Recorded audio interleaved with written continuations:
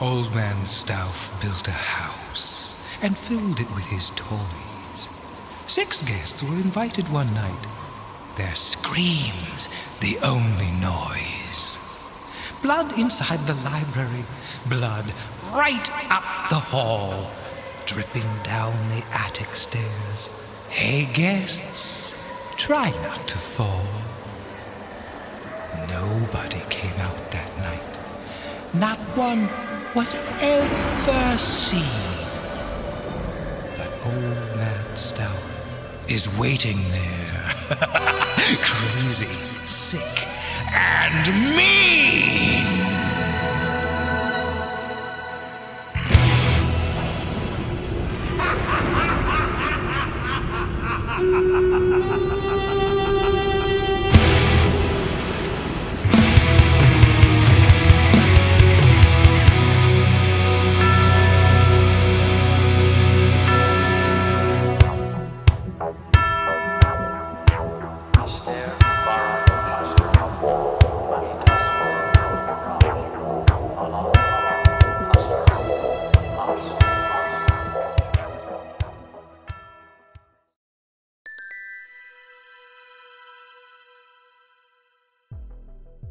Hi, I'm the Space Quest historian.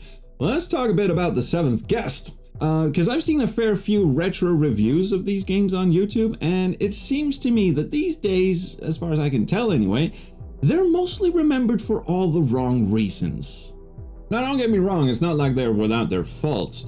I don't particularly like logic puzzles to begin with, and both of these games are essentially just a collection of logic puzzles strung together by a somewhat unrelated story about a demented toy maker with a peculiar pillow fetish. Seriously, what is he doing to that thing?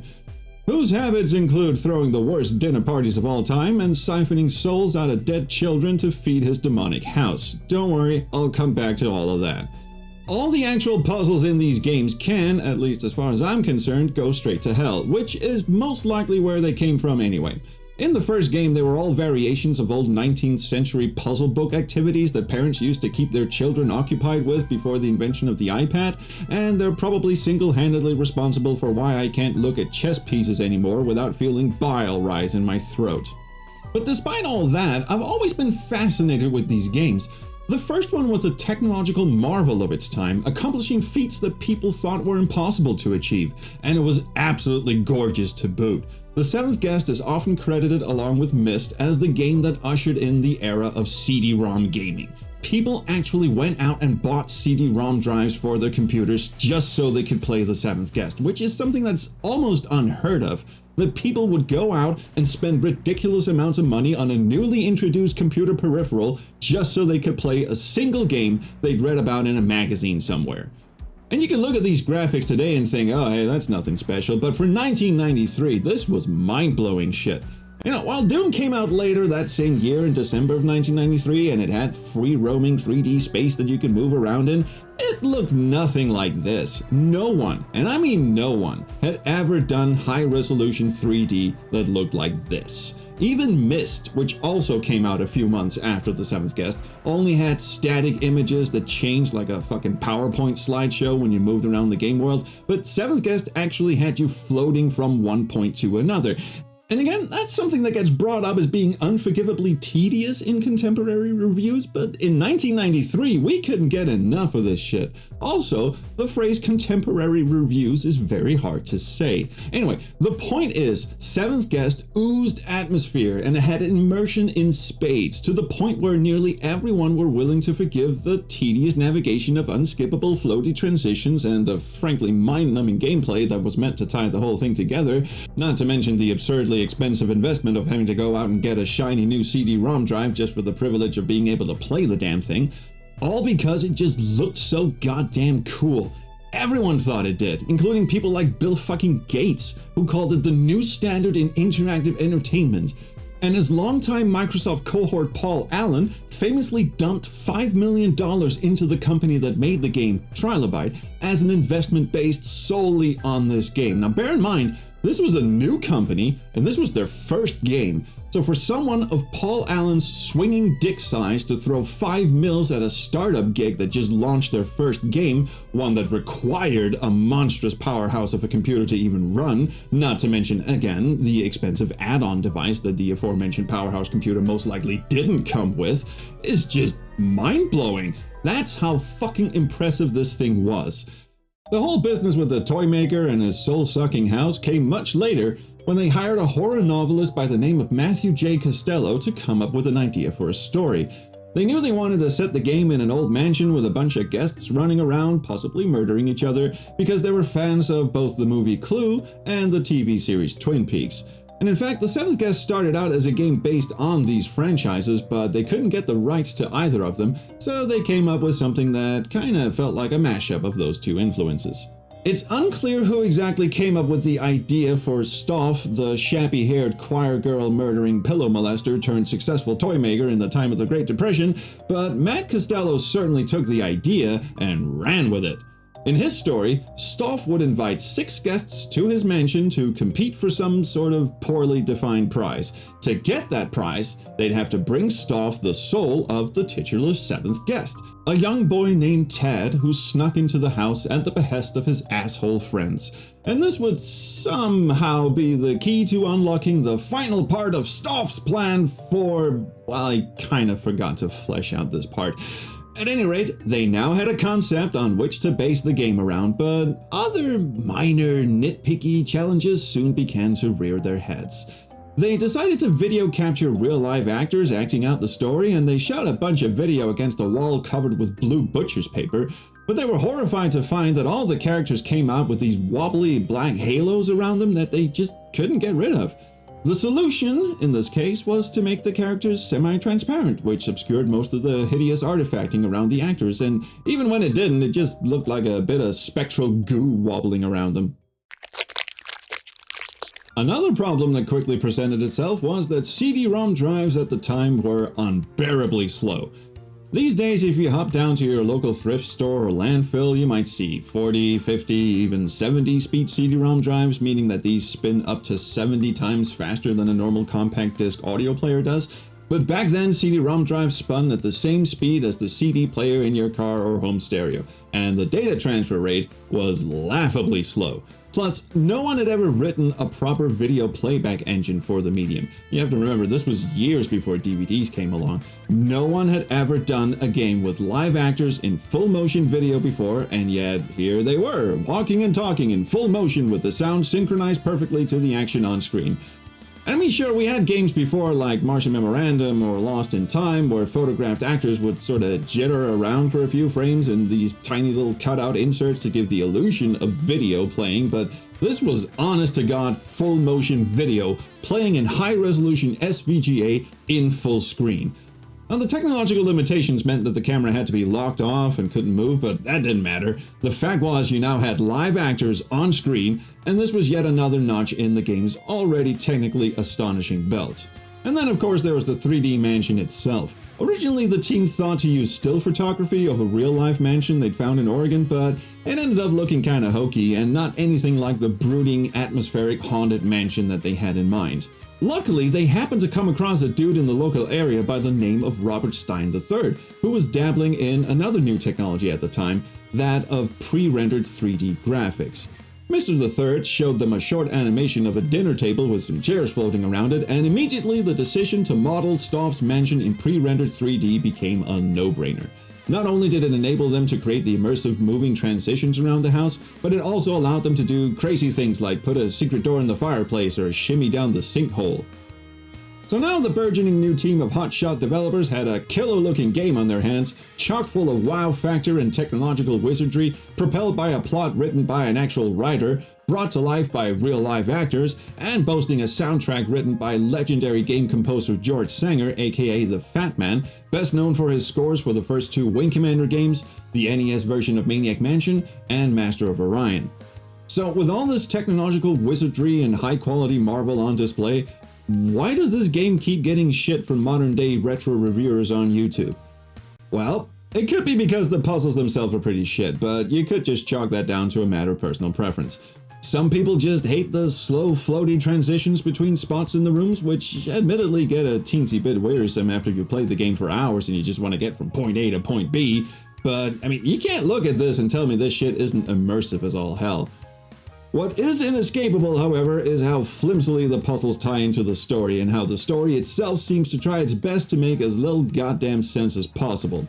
See, the premise is, after closing down his toymaker empire and disappearing from the public eye for a number of years, Stoff suddenly invites 6 guests to spend the night at his creepy mansion.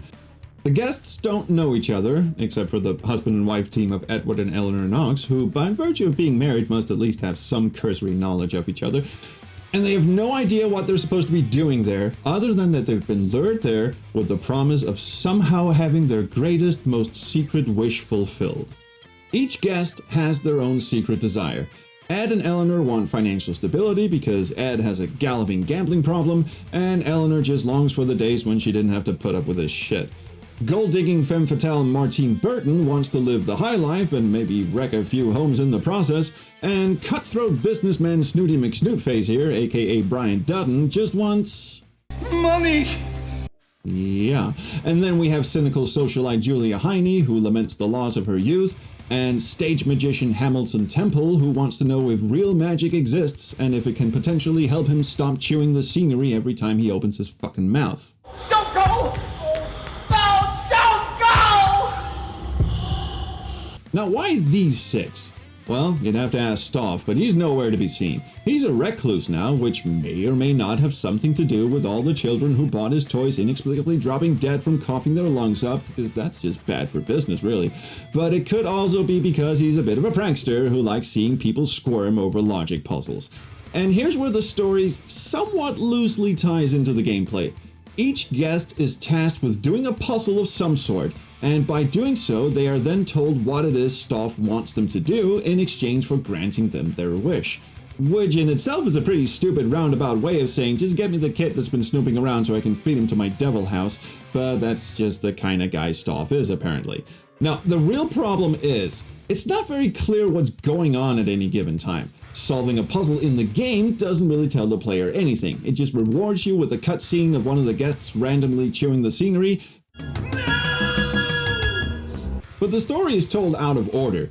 You'll see Hamilton chasing Tad down the hallway before you actually see him meet Tad for the first time in the game room, and there's a good chance you'll see Hamilton bited at the hands of Julia Heine before he shows up again in the crypt alive and well to snap Edward's neck.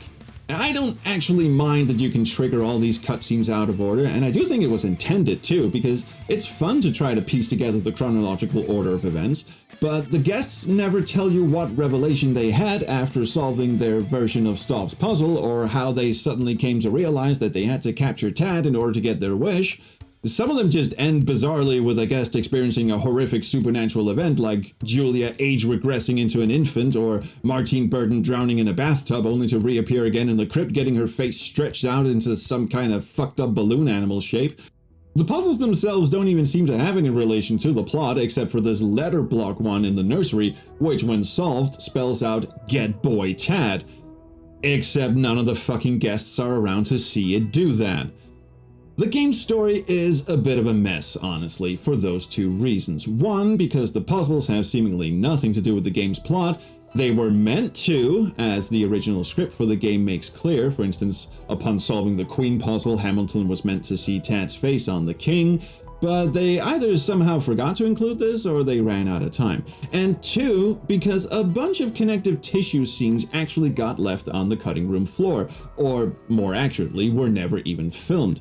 Eleanor Knox, for instance, was meant to have an encounter with a handsome young suitor who morphed into this weird tree-like monster who quite explicitly told her to get busy with the child napping in exchange for her wish.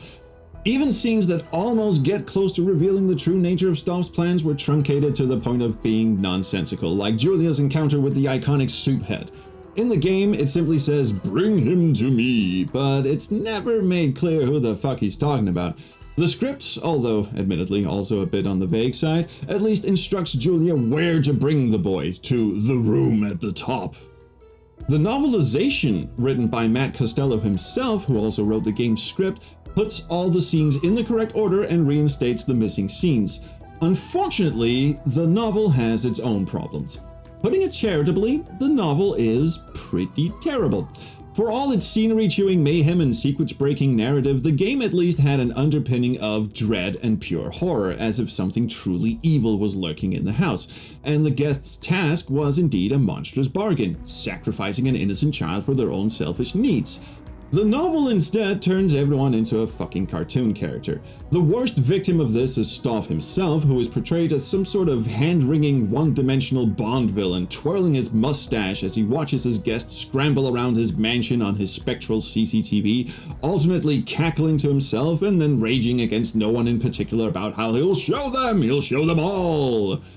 The novel squanders a fantastic opportunity to do a deep character study of all these 6 guests and their motivations and their backstory, not to mention that of the mansion's ghoulish owner himself, and instead opts for a comic book style and then this happened and then this happened type of narrative, replete with some of the worst dialogue ever to disgrace the printed page, and it feels like the whole thing was written in a single sitting to fulfill a contractual obligation or a very tight deadline. Worst of all, it never bothers filling in any of the massive unanswered plot holes of the game, such as how Stoff somehow knew Tad would break into his house that night. I mean, what the fuck was his plan B if Tad hadn't showed up? Was he gonna send the guests out on some demented scavenger hunt to steal a kit from town out of their bedroom or something? It also doesn't explain why he felt the need to pit 6 randos against each other to nab him a kit in the first place, when his first trick, stealing children's souls through his toys, seemed to be working quite well. I mean, obviously his toy empire took a hit when all the children started dying. Yeah, but I don't know, maybe he could have looked into the overseas market or something? I don't know. To me, it just seems like a risky endeavor to bank everything on 6 strangers figuring out a series of baffling moon logic carnival games to bring him a kit for the final sacrifice. That's all I'm saying. Also, conveniently missing in the explanations department is why the house only needs 1 more kid in the first place, and what exactly is going to happen after it gets what it wants. And all that's a bit of a pity, actually, because, as I said, there's actually a fairly interesting and quite unsettling story lurking under the surface of the 7th Guest, but as a narrative, it kind of feels a bit half-baked and incomplete. So, there are high hopes for its sequel, The 11th Hour, to hopefully fill in some of the blanks. And after a prolonged hype machine build-up and many delays, The 11th Hour finally hit store shelves in 1995. It was meant to have been a fairly quickly put together sequel using the same engine and just having, more of the same, kind of like how Doom 2 was really just the first Doom game but with more monsters and weapons. They even began working on the 11th Hour while the 7th Guest was still in development, so it's fair to say they had a good head start. But unfortunately, problems reared their heads early on. Their decision to hire an actual movie director to film the FMV instead of just mounting a camera on a tripod and yelling "go" from across the room may have seemed like a good idea on paper, but their choice of director was, shall we say, less than ideal. David Wheeler was not actually a movie director to begin with. Upon his hiring at Trilobyte, he only had 7 episodes of a Tony Curtis-hosted docudrama show on his resume, but he was somehow put in charge of helming the directorial duties for the 11th Hour anyway. His first order of business was to take the script that Matthew Costello had written, throw away most of it, and add lots of titties. Costello would later disown the final product, saying it bore little resemblance to the script he'd written. After turning the spooky but somewhat family-friendly 7th Guest sequel into a sleazy made-for-TV raunch fest, he then set off to actually shoot the video sequences. He was told explicitly not to move the camera around since video compression was still in its infancy and CD-ROM drives were still pretty slow.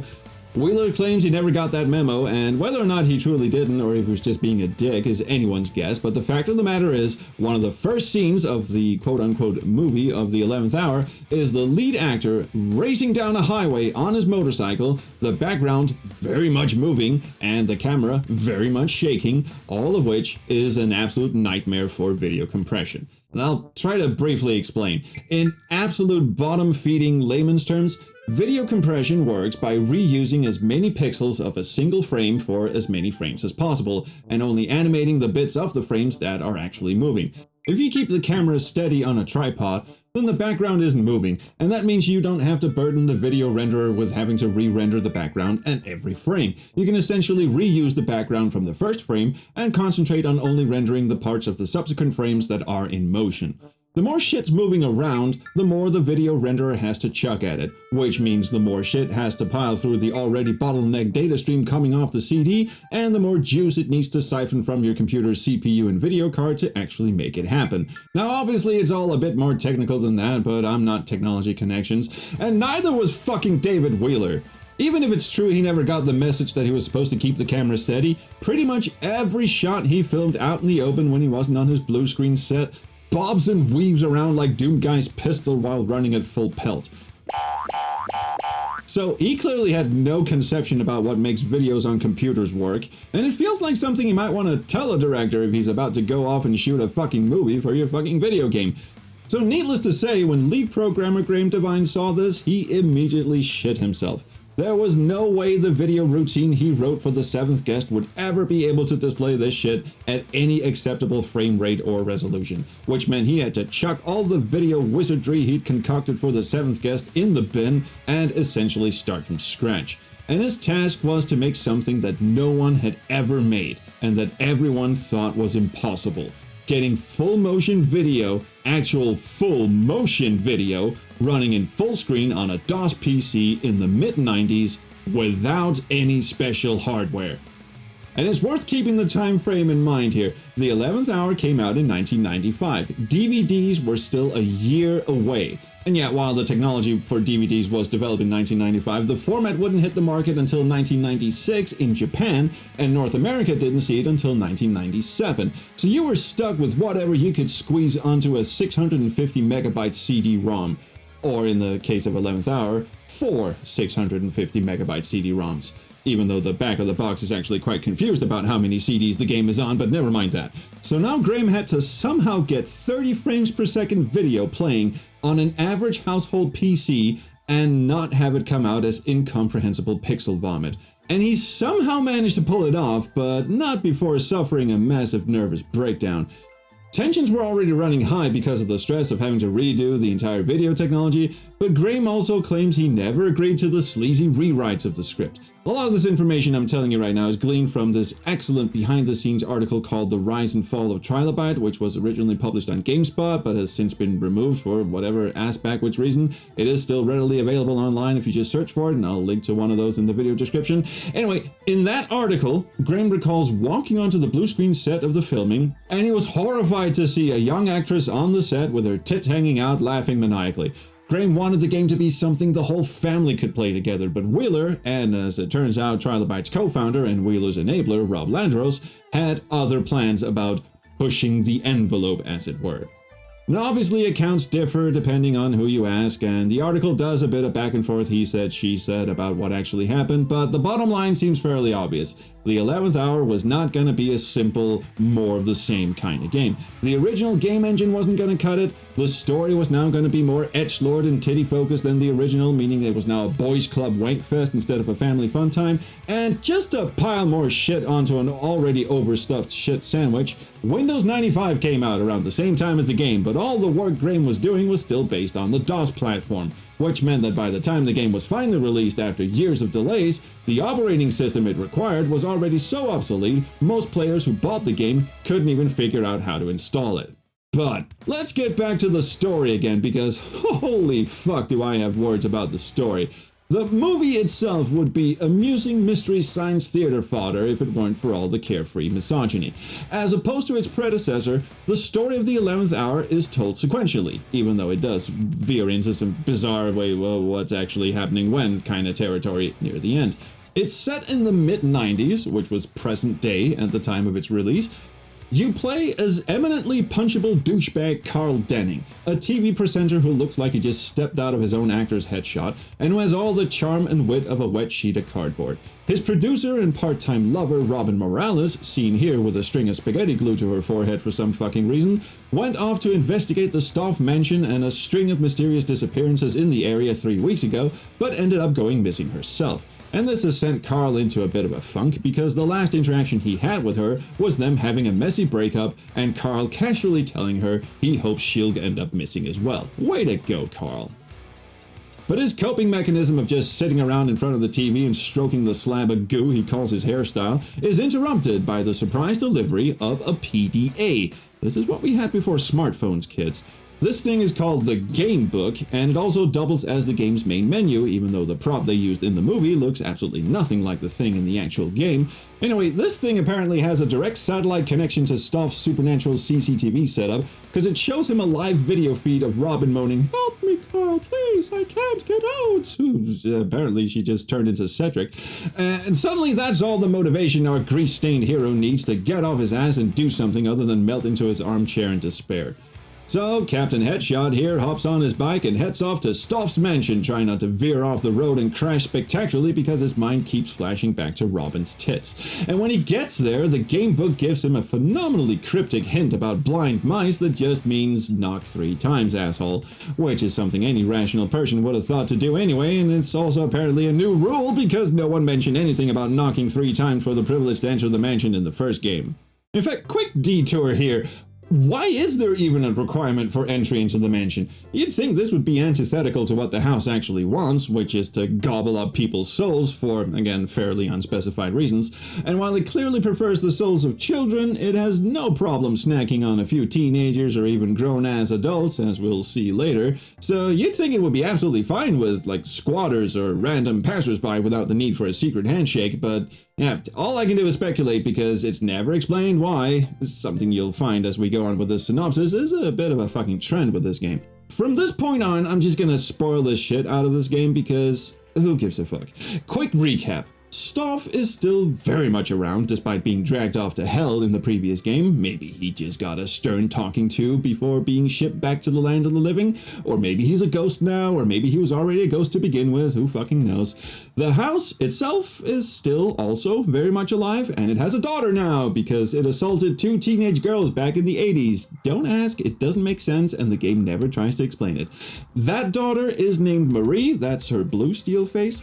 And her deal is getting her boyfriend, a 2-timing perma-horny post-yuppie shithead named Chuck, who, despite all of the above characteristics, is somehow still the most charismatic and likable character in this movie, to go kill people and feed them to Daddy. And I have to reiterate at this point that Daddy isn't Stoff, it's the goddamn house itself. And yes, Chuck also needs to knock 3 times to be let into the house, and it's never explained why. Probably because, much like a work of architecture fathering a child, it makes no goddamn fucking sense. And apparently they've got a good thing going, Chuck, Marie, and the house, and presumably Stoff as well, but it's not really very clear what use he is at this point other than parading around and chuckling to himself, because they really don't appreciate Robin snooping around. But the house is like, hey, free snack is a free snack, so it lets her in for free. And here's where things start getting a bit muddled, and yeah, I know they're already pretty fucking muddled, but strap yourselves in. Spoiler, Robin makes a deal with Stoff to not end up on the business end of the house's toothpick in exchange for, I guess, not doing any investigative reporting on the soul-munching scam they've got going. Why the house doesn't just eat her is, again, anyone's guess, because, of course, it's never fucking explained exactly what Robin's deal with Stoff actually entails, or what's so wrong about just killing her at this point, but maybe Chuck's line about she's too well known, someone will come after her, somehow got through to them.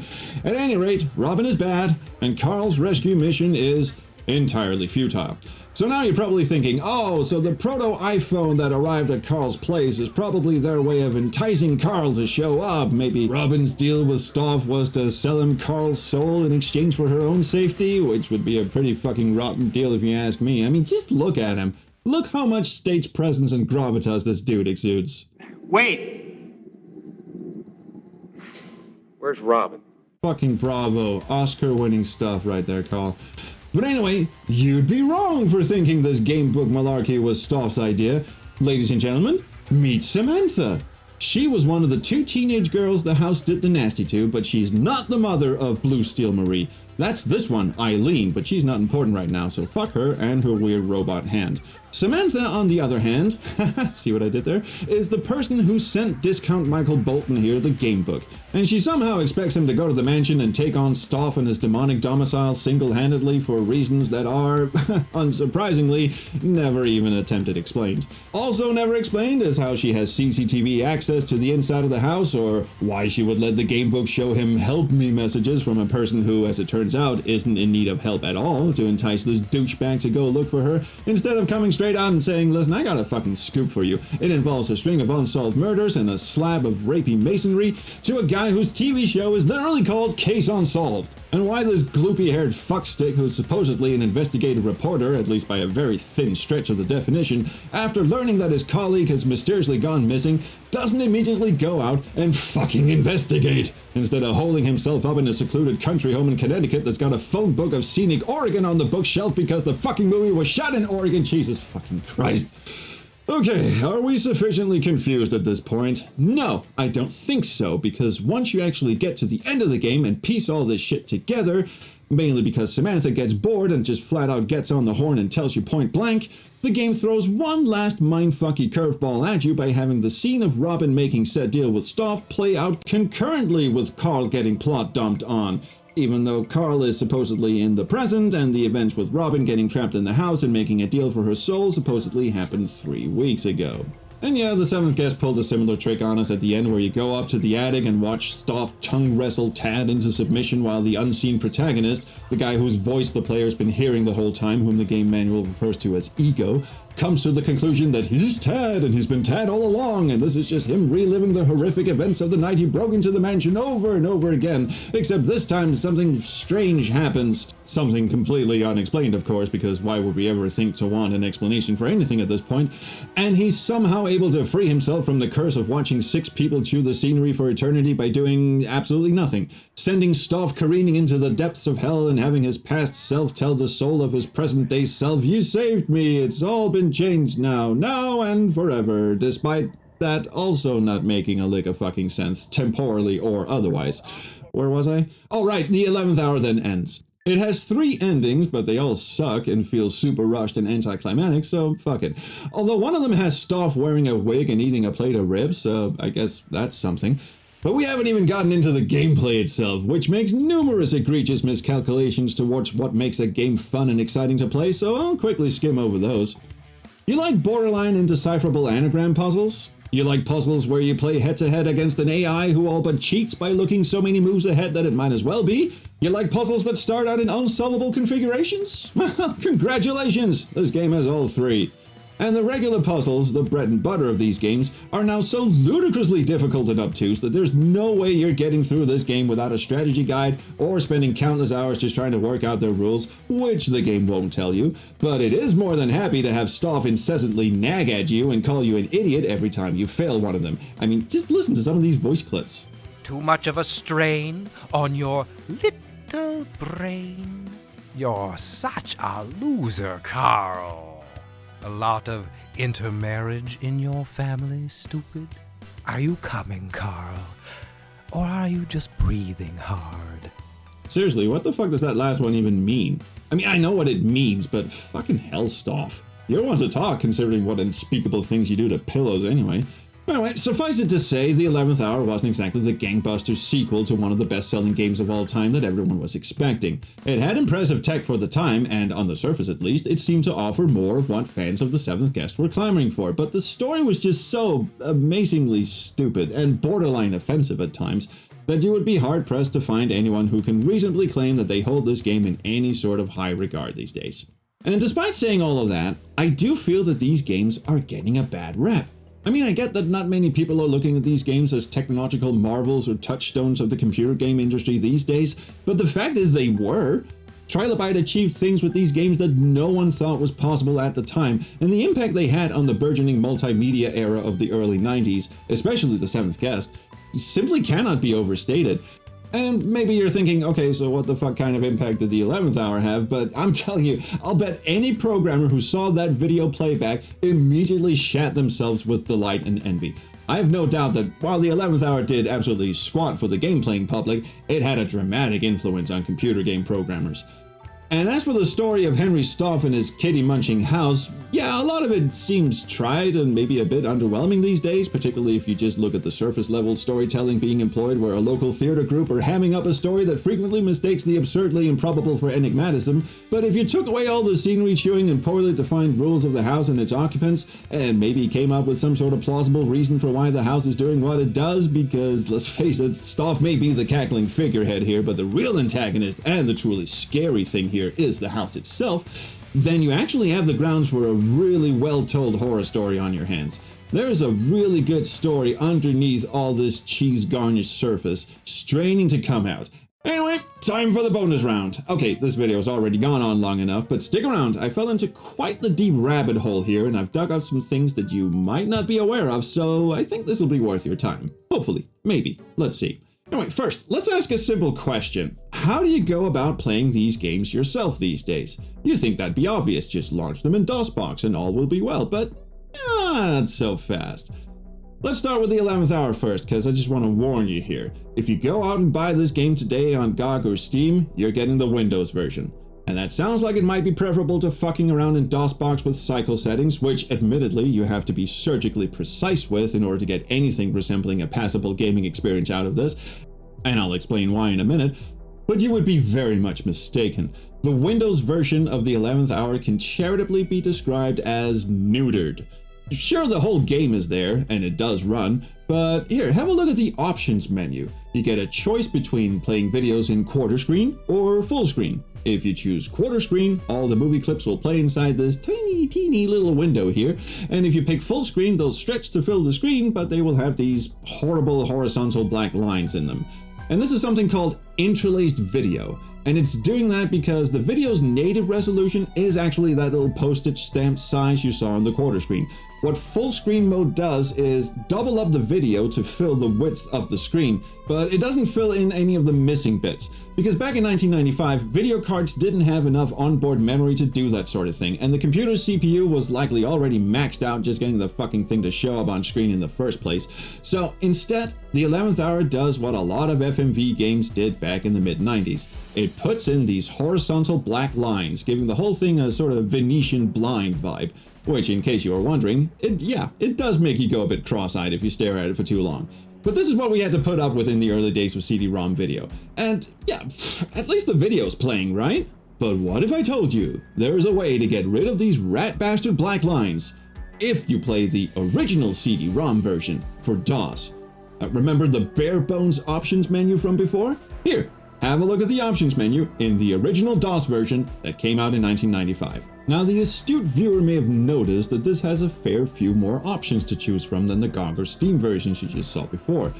For one, it lets you choose to run the game in 8-bit, 16-bit, or 24-bit color, which was pretty neat because it saved you quite a bit of processing power back in the day to be able to dial down the bits in case the game was struggling to run, which in most cases it probably would be. Also, I have no idea what hardware page flipping does, but apparently it was a way to fix some wobbly video if the SVGA card in your old DOS machine wasn't quite up to snuff. But here, look here! You can choose to turn the interlaced video off!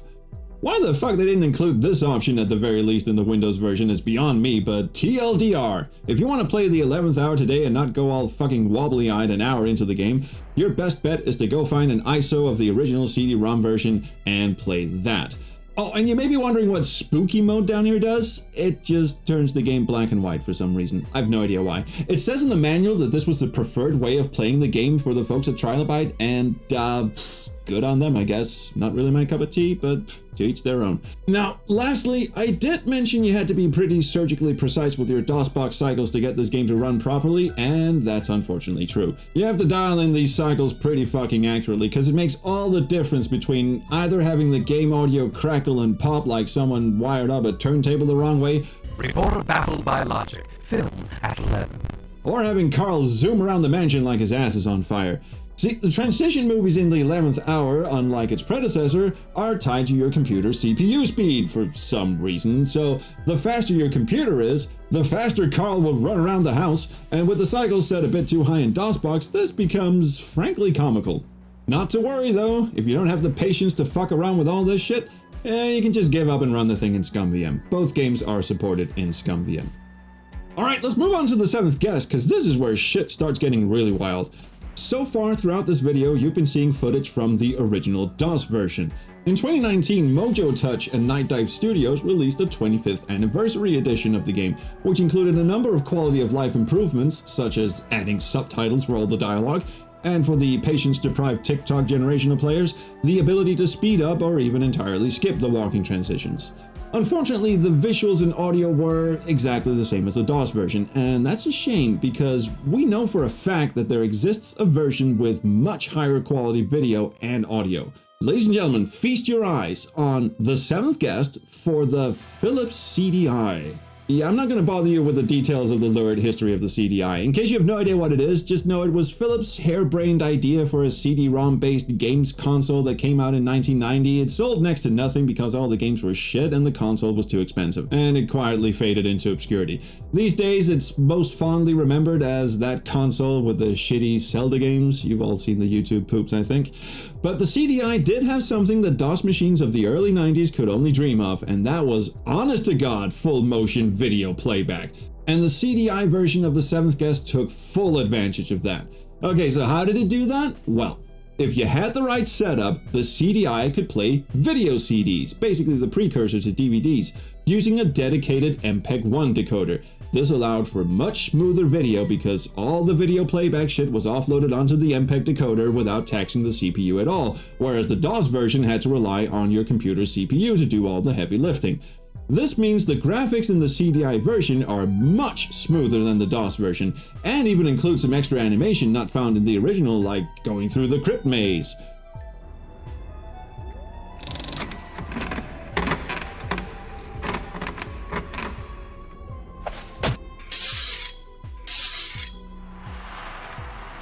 How does it feel to be the first living thing to set foot in these dungeons in, I can't remember how long. Or this added bit when zooming in on the heartbeat puzzle in Julia Heine's room.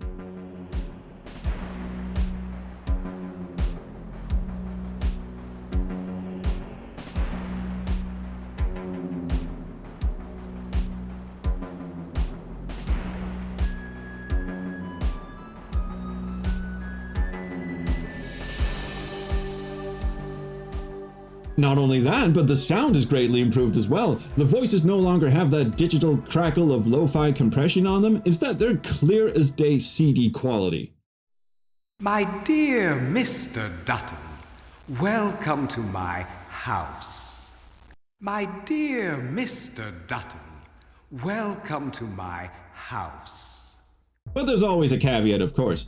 The CD-I was a console, and that meant it was meant to hook up to your television, which back in 1993 meant a CRT television. And the resolution on these things weren't great. They were closer to 320 by 240 than the 640 by 480 resolution on the PC. And that means all the CD-I graphics are about half the resolution of its DOS counterpart.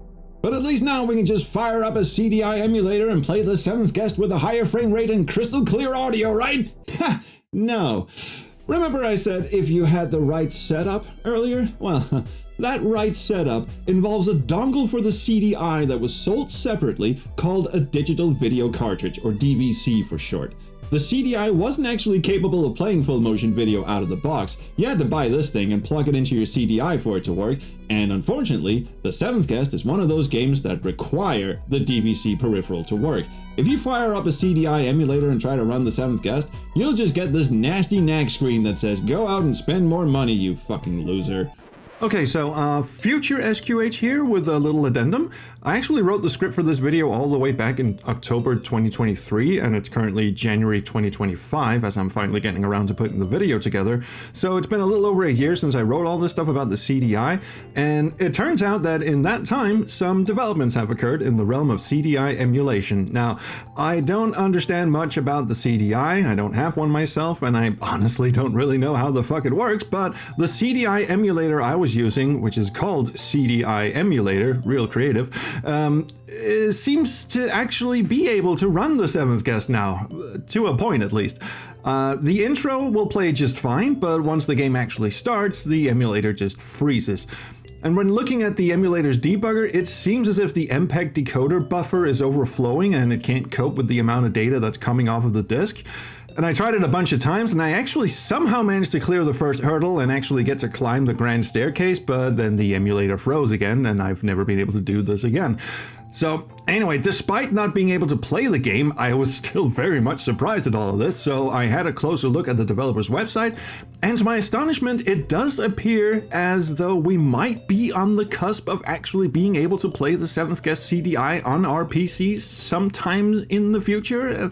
At the time of making this video, the DVC emulation is still just in a proof of concept stage, so at the moment the emulator will still shit itself with alarming frequency, and being able to do a full playthrough is still outside of our reach, but maybe someday it'll work perfectly. Here's hoping, anyway. I mean, it would be pretty cool to finally be able to play this thing for real, because what I've shown you of the CDI version so far has actually been a combination of footage that I stole from a Let's Play of a guy playing the game on an actual CDI console, and from playing the actual MPEG file off of an ISO of the disc. Yeah, I forgot to mention, all the video and audio in the game is actually just a box standard MPEG-1 file that can be played in VLC player, so you can watch all the FMV clips and all the moving around transitions out of order, which is great fun, but it's just a video file, so it doesn't actually let you play the damn thing yourself. But anyway, I just thought I'd mention that because that's honestly kind of interesting. Anyway, on to something else. And finally, I'd just like to show you some of the physical boxes that the 7th Guest and the 11th Hour came in. I know if that's not interesting to you, the video is basically over, so you can just, stop it now. But I've got a few boxes of these two games, and one of them is a bit of an anomaly. So let me just quickly show you what we've got here. So we've got the 11th Hour and the 7th Guest. These are the American editions. They're in pretty tall boxes. The 7th Guest one, let's just crack this guy open, has the manual and the game discs in a little jewel case here with Stoff's glaring face scowling at us. And there's the other one. It's a nice little digipack kind of affair. And the game manual is this absurdly large booklet-y thing in a very sort of wide page kind of thing with very large type inside of it. The 11th Hour box is similarly of great size. The manual has shrunk a bit. And this is the weird thing, like you try and put this inside a CD jewel case, it's just a bit too big, but it's also very, very minuscule at the same time, so that's a bit strange. It comes with a little addendum of stuff they forgot to put in the manual. And then the CD case itself is this little I don't know if it's leather bound, but it's really fancy bound little thing with an embossed logo on it, and this sort of weird translucent paper that I think is quite expensive to produce, and then the game discs themselves are in this sort of little book type thing. They're in there somewhere. So that's pretty cool. But as far as actual contents of the box, those are the only three things in this ginormous box, really. So these are the American versions, as I said. We also have the European versions here. As you can see, the 7th Guest kind of looks the same as the big counterpart, but the 11th Hour box is a little more subdued in terms of cover art. As you can see, the 7th Guest box here was kindly signed by Graham Devine, the lead programmer, and the Fat Man, the musical artist, which was very nice. I met them at the Adventure Game Fan Fair in 2024, and that was great. If we have a look inside the box, if I can get it open somehow. This box has been a little bit of an assembly thing going on. As you'll see, I have the discs in one of those flip-out jewel case things. I also have some different type of discs and just plastic sleeves. The second one is, again, Stoff's weird scowly face. This one also has a floppy disk with some patches, I would assume. I don't have a floppy disk drive, so I don't actually know what's in it. But the cool thing about this box is that it also came with the making of VHS tape, which is a VHS tape, which has like a 30-minute documentary about the making of the game. It's readily available on YouTube if you want to search for it. It's actually good fun. I've used a couple of clips from that documentary in this video. Speech, it's a thing. And also, one of the really interesting things about this package is, well, first of all, we've got the manual again. This little white thing.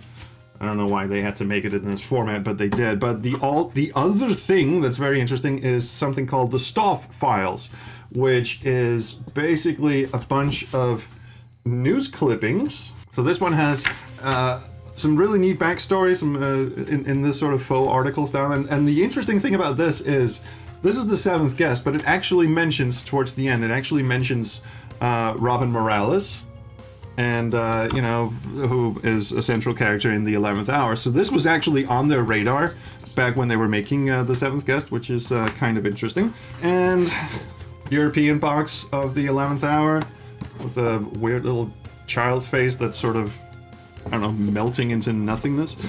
The contents of which are hard to get to. The contents... Bye.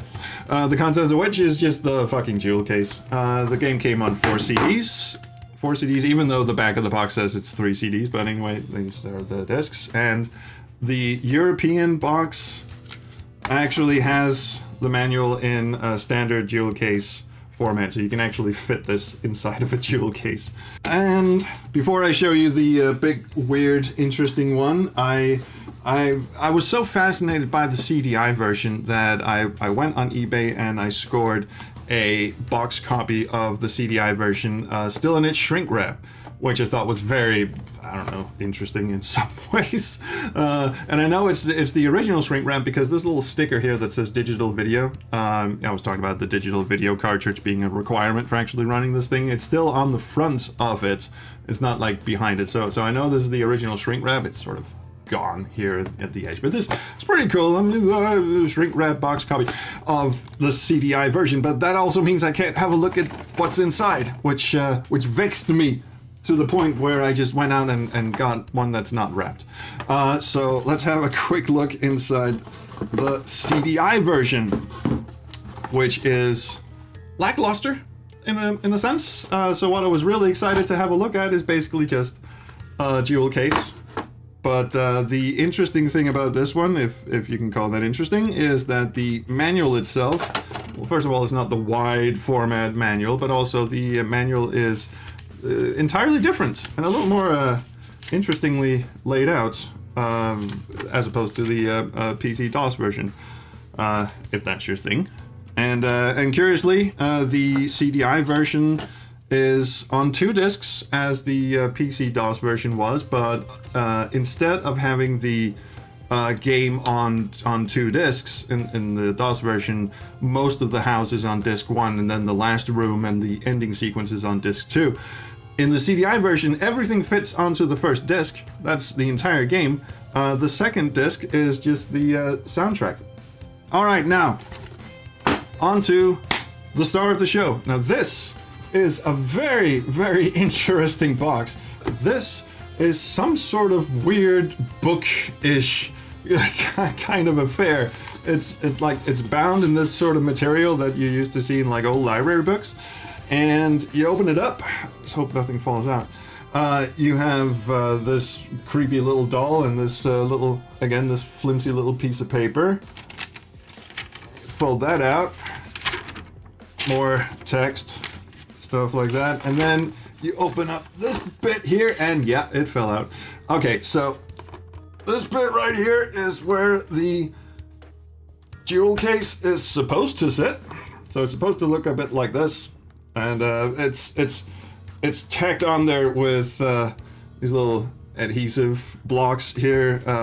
You can see there's a couple of those there. They've obviously the glue's gone, but if you look over here, you got this nice little faux 3-dimensional thing going on, and you can just crack this thing open, and inside you've got the VHS with the making of documentary once again, in a nice little, hold that up to the light. Yeah, there you go. There you can see that. Yeah, there's a nice little doll face. And over here you got the Virgin Games logo in a similar reflecty kind of style, and it's the same VHS tape, but that one's pretty cool. And this box was very generously donated to me by a friend of the channel who saw this. I saw it on eBay, and I was like, oh, I want this so bad. And he was like, I got you. So thank you very much for that donation. So this is my pride and joy in my 7th guest collection. Yes. So anyway, that's pretty much all I've got from the physical realm of the 7th guest in the 11th hour. Back to the video. Anyway, that's it. The 7th guest and the 11th hour, 2 games that are mostly remembered for goofy acting and insane puzzles these days, which I think is a shame because, yeah, well, sure, they have that, no question, but they also have so much more. For better or worse, the 7th guest legitimized full-motion video gaming and made the CD-ROM peripheral a must-have in the early 90s, and the 11th hour pushed the technology for video playback by leaps and bounds by showing that you didn't need expensive video cards to pull off insanely smooth video. And hopefully, with the release of the 7th guest VR, new audiences will come to appreciate these games for what they achieved and what they pioneered for the gaming industry we know today. So, with that, I'm the Space Quest Historian, thanks for watching, and until next time, Soup's on! damn straight.